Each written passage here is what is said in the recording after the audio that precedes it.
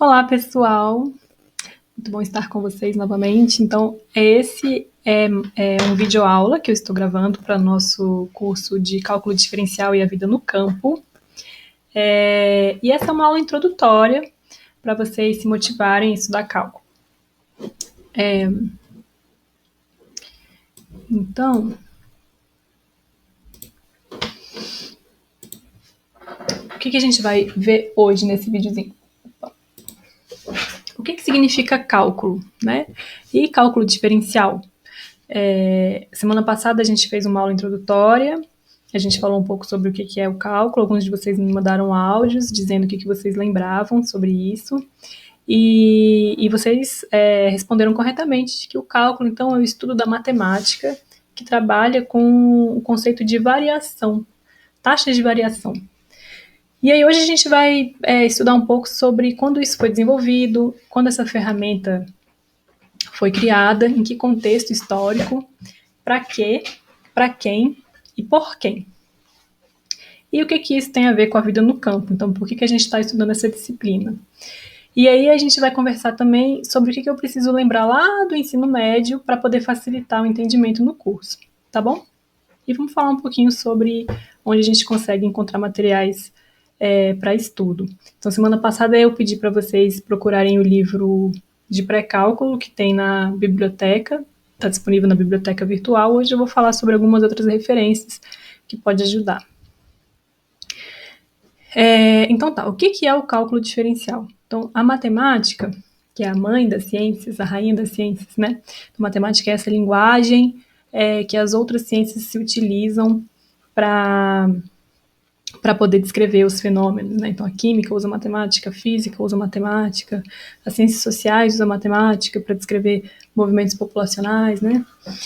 E aí a gente pode dividir a matemática em 3 grandes áreas, vamos dizer assim. Então, a gente tem a área da geometria, que é o estudo das formas, né, das superfícies, triângulo, círculo, cubos, né? Quando a gente fala de formas, a gente está de medições, a gente está falando de geometria. A gente tem a álgebra, que é o campo da matemática que estuda as operações aritméticas, né? Então, 2 mais 2 igual a 4, a gente está pegando 2 objetos matemáticos, são 2 números, e fazendo uma operação entre eles. Isso é o que a gente estuda na álgebra, né? E a gente tem esse grande campo do cálculo, que gente, na verdade da análise a gente poderia dizer, que é o estudo de variações contínuas. O que esse nome quer dizer? Variações contínuas. Então, quando você tem um fenômeno que varia com o tempo ou com o espaço, por exemplo, uma onda que se move, um objeto que está, um carro que se move, coisas que têm uma variação, a gente estuda através dessa ferramenta do cálculo. Então, todos os fenômenos que envolvem taxas de variação são compreendidos e estudados através do cálculo diferencial. Então, quando você tem uma pessoa andando de bicicleta, a taxa de rotação dessa roda, a taxa de variação da posição que essa pessoa está com relação ao tempo, quando você tem um objeto caindo, né? A força que puxa um objeto para o chão é a aceleração da gravidade. Então ela não cai de forma constante, ela cai de maneira acelerada. E aí o cálculo ele surge para ser a ferramenta que estuda esses fenômenos. Quem são os personagens importantes nessa história? Então a gente tem o Leibniz, que lá na década, lá no século lá em 1600, 1700, o Leibniz é um alemão e ele foi o primeiro matemático a sistematizar com clareza as regras do cálculo. Então ele partiu de princípios lógicos, tentou compreender como é que funcionam essas taxas de variação em instantes de tempo, né? Então, quando você está dirigindo um carro, se você está dirigindo a 80 km por hora, né? Você vê lá o ponteirinho do seu carro, sei lá, se você demora 1 hora para sair de Planaltina e chegar no plano piloto. Você leva 1 hora. E são mais ou menos 40 quilômetros, né? Então, qual que é a sua velocidade média? Isso é uma coisa. O cálculo ele vem para te dar qual que é a velocidade exata que você está em cada ponto no seu trajeto entre Planaltina e Brasília. E o Leibniz ele sistematizou as contas matemáticas, né, a estrutura matemática para estabelecer a diferença entre uma velocidade média e uma velocidade instantânea, né? Velocidade média entre um espaço de tempo e velocidade instantânea num determinado ponto. Mas ele se motivou pela própria matemática. O Newton, você vê que ele é dessa mesma época, o Newton, vocês devem lembrar dele, é o cara que a maçã caiu na cabeça, essa história, essa lenda, e a partir desse episódio ele desenvolveu a teoria da gravitação universal. E ele precisava de um instrumental matemático, na época não existia, para descrever o movimento das partículas, como é que dois corpos se atraem. Né? Então, quando a gente cai no chão, é porque a Terra, que é uma massa enorme, está atraindo a nossa massa para o chão. Né? Então, todos os corpos se atraem. Essa que é a lei da gravitação universal. E ele precisava de uma teoria matemática que descrevesse esse fenômeno. Foi aí que ele desenvolveu o cálculo. Então, ele desenvolveu o cálculo ao mesmo tempo que o Leibniz, mas por uma motivação mais da física, né? Ele também era astrônomo, né? Ele queria descrever o movimento dos corpos celestes no espaço que ele observava. E aí ele desenvolveu o cálculo. Então, esses são considerados aí os pais do cálculo diferencial. Então, um na Alemanha e outro na Inglaterra. Então, nesse contexto histórico aí, na Inglaterra tinha a Academia Real de Ciências muito forte, né? O Newton era era o presidente da Academia Real de Ciências, tinha acesso a muita informação, né? E aí, enfim, a Europa fervilhando, né? Foi nesse contexto em que o cálculo foi desenvolvido. É uma época de muitas guerras, né, na Europa, enfim. E tem também uma outra personagem importante nessa história, que é a Maria Gaetana Agnesi, que ela foi a primeira pessoa a escrever um livro que incluía tópicos de cálculo diferencial integral. Né? Então, ela que o primeiro livro de matemática que incluía o cálculo diferencial como um conteúdo da matemática. Né? Então, ela teve essa importância na difusão do cálculo na comunidade científica.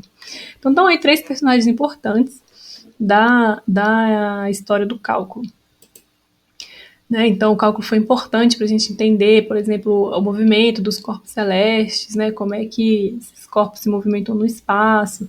Então, daqui da Terra, a gente observava as estrelas, né? Observava os planetas, a gente sabia que eles estavam se movendo, já tinha essa noção de que a gente tinha um sistema solar, mas como calcular a velocidade desses corpos? Eles não estavam andando em linha reta, eles andavam numa trajetória elíptica, né? Então, como é que a gente poderia calcular com precisão a velocidade desses corpos, né? Foi assim que o cálculo nasceu. Se a gente for pensar no numa linha do tempo da matemática, então, assim, mais ou menos, a gente tem eras, né? Vamos dizer assim. Então, 8.000 a.C., a gente tem assim, essa era em que a aritmética, assim, a álgebra era a matemática mais importante, né, para a humanidade. Foi quando a gente começou a ter, então, transações financeiras. Então, 8.000 a.C. é uma época da matemática financeira, da aritmética. Quando a gente chega aqui nesse período de 500 anos antes de Cristo, a gente começa a ter uma era da geometria, do pensamento geométrico. Quando surge Pitágoras, Euclides, esses grandes nomes, né, que tem a ver, esses grandes nomes na Grécia, né? Então, entre 500 a.C. e 300 depois de Cristo, a gente tem a era da matemática grega, em que a geometria era a parte mais importante da matemática. E é aqui também, nesse período, em que a gente tem essa sistematização do pensamento matemático grego. E é quando a gente tem as primeiras grandes escolas de matemática, né? Então, na Babilônia, antes a gente já tinha, né, escolas de matemática, existiam registros de tábuas, de deveres de casa, mas a grande escola de matemática surge nesse período grego. E é onde começa também o desenvolvimento da educação matemática. Então, como é que a matemática tem que ser ensinada, quais são as estruturas, né, do pensamento lógico. E a escola tradicional ela parou por aí. Se você for ver o desenvolvimento, se você for fazer uma análise nos currículos escolares, a gente para por aí, a gente para na matemática grega. Em 1600, né, como a gente acabou de ver, foi criado o cálculo, que foi uma grande quebra de paradigma, né, no pensamento matemático da humanidade. E cálculo é uma ferramenta que a gente acessa só na universidade. Então, a educação matemática que a gente tem na escola, ela é bem limitada até essas ferramentas, né, de aritmética e geometria. Então, essa disciplina ela serve para a gente poder entender um pouco além do que a gente aprende na escola, um pouco do instrumental matemático que surgiu depois dessa era da matemática grega, que é o cálculo, e também para a gente ter uma noção que tem muito mais matemática para além disso. Se a gente for ver hoje, a gente tem o desenvolvimento da matemática contínuo. Tem problemas que estão em aberto até hoje, sistemas dinâmicos, tem muita matemática que surgiu depois do cálculo. Então, a ideia dessa disciplina também é vocês enxergarem a matemática como uma ciência viva, apesar de que na escola a gente aprende só matemática lá na Grécia, lá 300 anos depois de Cristo, né? Então, esse quadrinho é mais para a gente situar um pouco onde é que o cálculo está na linha do tempo da história da matemática.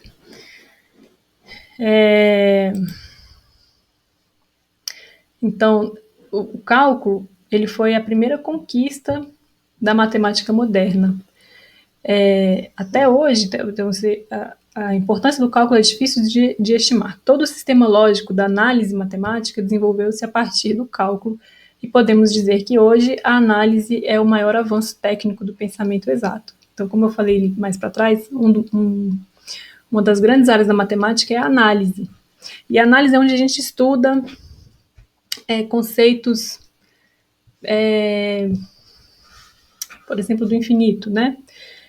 Vamos fazer um exemplo assim, você tem um pedaço, uma linha, um segmento de reta desse tamanho. Se você dividir isso aqui no meio, você tem metade. Essa metade você pode dividir no meio e ter metade. Essa metade você pode dividir no meio e ter metade. Cada pedacinho que sobrar você pode dividir ao meio. Será que tem algum momento em que eu não consiga mais dividir ao meio? Se eu tiver uma linha de verdade e for cortando com uma tesoura, dividindo pela metade, vai ter uma hora que eu não vou conseguir cortar mais fisicamente. Mas e se essa linha estiver só na minha imaginação e ela for infinitamente fina? E a minha tesoura também infinitamente fina? Então eu vou sempre conseguir dividir o meu restinho ao meio. Esse conceito de coisas infinitamente pequenas, infinitamente processos que você consegue fazer infinitamente repetidos, é um conceito que revolucionou a matemática, né? Isso não existia ali na época da matemática grega. E o cálculo é a primeira ferramenta matemática que traz essa noção, traz esse conceito. A gente vai estudar com mais detalhe nas próximas semanas. Tá, beleza. Mas o que tudo isso tem a ver com a minha realidade, com a vida no campo? Então, aqui eu vou dar alguns exemplos, essa é uma aula mais motivacional mesmo.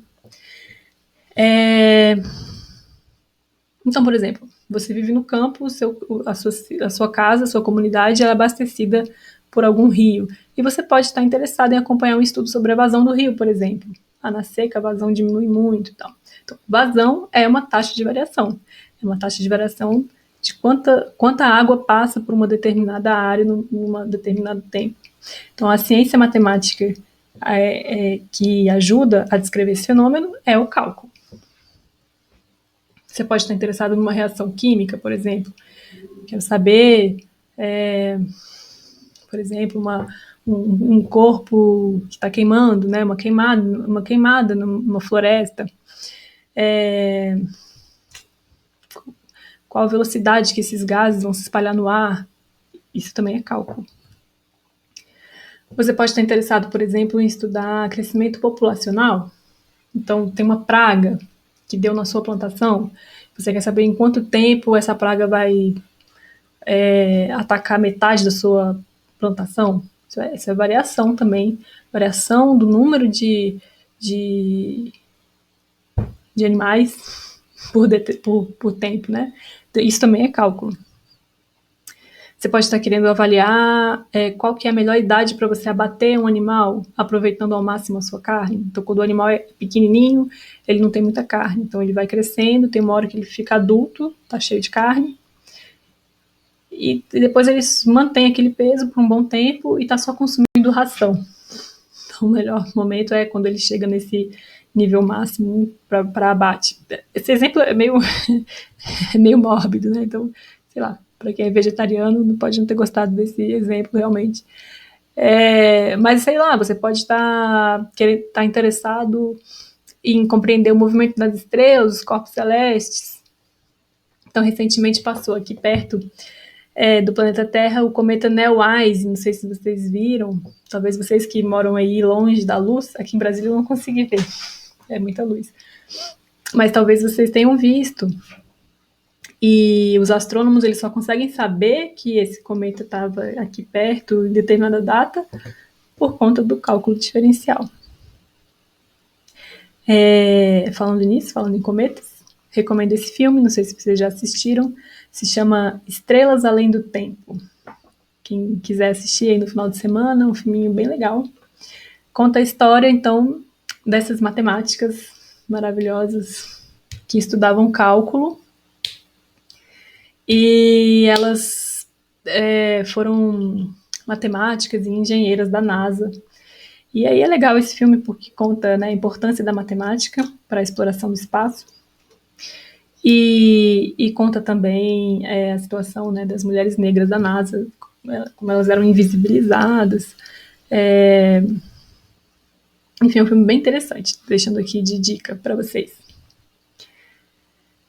Enfim, talvez nenhum desses exemplos interesse muito a vocês, mas para ser um bom professor, uma boa professora, é interessante que vocês conheçam essas ferramentas todas, porque pode ser que na sua sala de aula de matemática você tenha aí um futuro engenheiro, uma futura engenheira, e aí é bom que você saiba que existem essas ferramentas, que a matemática não para na geometria, que a matemática ela é uma ciência viva, que ela avança, e que vocês sabem quais são as ferramentas para resolver cada tipo de problema.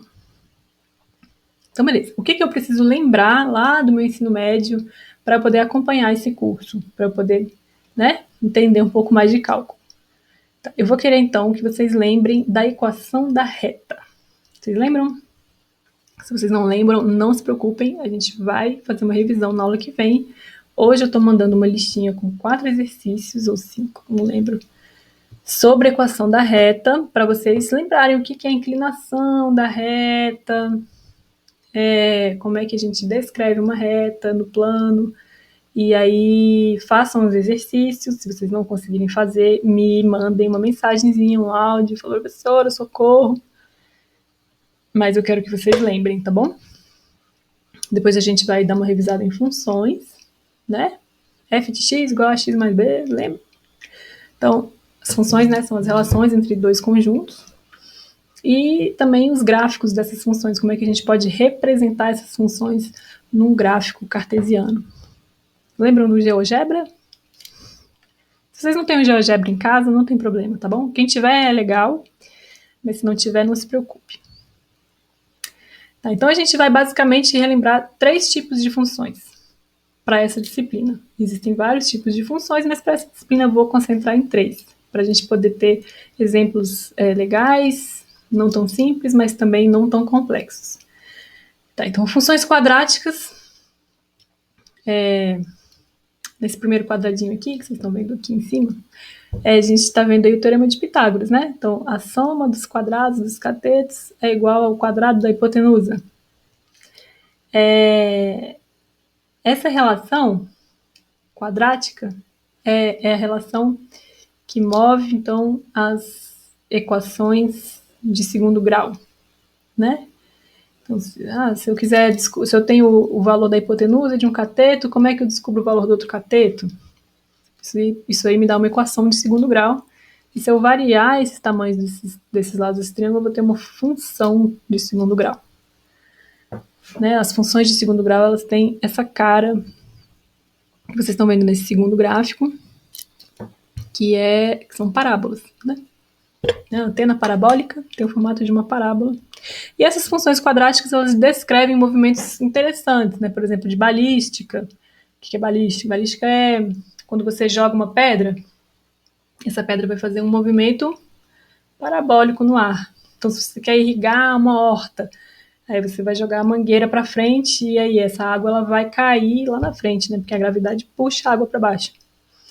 Como a gravidade ela puxa e a aceleração da gravidade é quadrática, o movimento que a água faz também é parabólico. Então tem vários problemas interessantes que a gente pode resolver com funções quadráticas. Então eu vou querer que a gente dê uma relembrada em como é que faz o gráfico de uma parábola, né? Esse tipo de coisa. Outra função interessante, funções trigonométricas. O nome assusta, mas elas descrevem funções bem legais. Então, para quem não lembra, trigonometria são essas relações que a gente tem com seno, cosseno, tangente, né? Então, quando a gente tem uma função, por exemplo, f de x igual a seno de x, a gente vai descrever algum fenômeno que varia, que se repete ao longo do tempo, né? Por exemplo, dia e noite, né? Então, sei lá, se você for pegar um gráfico de temperatura, ele provavelmente vai ser descrito por uma função trigonométrica, né? Porque a temperatura sobe de dia e desce de noite, sobe de dia e desce de noite. E ela se repete dessa forma ao longo do tempo. Então, sempre que você quiser descrever algum fenômeno que oscila, você vai usar uma função trigonométrica.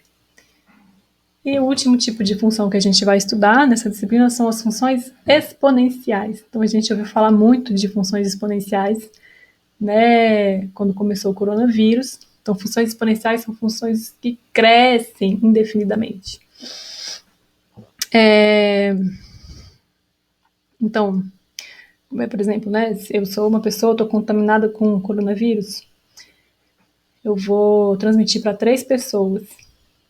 Aí cada uma dessas 3 pessoas vão transmitir para mais 3 pessoas. Cada uma dessas 3 pessoas vão transmitir para mais 3 pessoas. Então, a função que descreve o número de pessoas contaminadas ao longo do tempo não é uma linha reta. Ela vai ser uma função que, no começo, ela começa lenta, né? Uma pessoa transmite para 3, transmite para 3. E quando você vai ver, vai chegar uma hora que ela vai crescer muito rápido. Essas são as funções exponenciais que a gente vai estudar também. Bom, semana passada eu pedi para vocês procurarem o livro de pré-cálculo do Paulo Boulos. Tem também o livro de cálculo do Paulo Boulos também, que é bom. E eu vou enviar hoje para vocês, junto com esse vídeo, uma apostila que o professor Castilho, da FUP, desenvolveu para as turmas dele de cálculo e que está um material super didático, que pode ajudar vocês também. Então, até sexta-feira eu quero que vocês façam os exercícios enviados junto com esse vídeo. Mandei no WhatsApp, mandei na nossa plataforma e por e-mail. E me mandem as respostas até sexta para eu conseguir ver quem é que está conseguindo resolver, quem é que está com dúvidas e se vocês estão conseguindo acessar o material. São 4 exercícios simples sobre a equação da reta e até semana que vem. Bons estudos!